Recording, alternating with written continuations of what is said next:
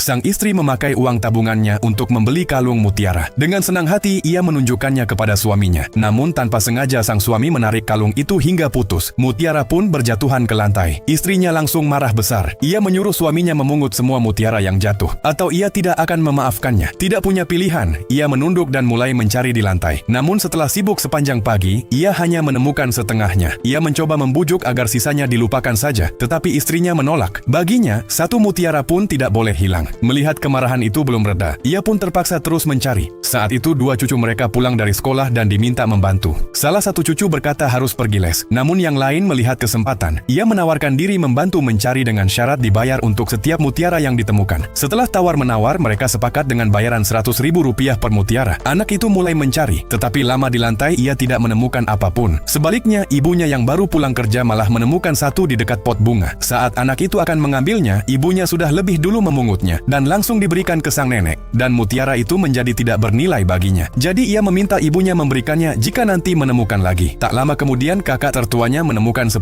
mutiara di dekat pintu gudang. Anak itu kembali terlambat karena kakeknya langsung mengambil semuanya. Artinya ia kehilangan kesempatan mendapatkan 1 juta. Ia pun pergi ke gudang untuk mencari lagi. Namun adiknya yang baru masuk sudah lebih dulu menemukan 1 mutiara di pintu. Ia berlari mendekat, tetapi tetap saja terlambat. Setelah mencari sepanjang sore, akhirnya ia berhasil mengumpulkan 20 mutiara dan menerima bayaran 2 juta rupiah. Namun sang nenek mengatakan masih ada 1 mutiara besar yang hilang, dan itu yang paling berharga. Mendengar itu, anak tersebut langsung mengusulkan bahwa jika ia berhasil menemukannya, ia ingin dibayar 5 juta rupiah. Kakeknya menyetujui. Demi 5 juta, anak itu kembali mencari ke seluruh lantai, bahkan sampai melewatkan waktu makan. Saat adiknya memindahkan kursi, sebuah mutiara yang terselip di sela bantalan jatuh dan menggelinding ke dekat kakinya. Melihat itu, adiknya langsung memberikannya kepada kakaknya. Namun hal yang terjadi berikutnya membuat semua orang terkejut. Anak itu justru menelan mutiaranya.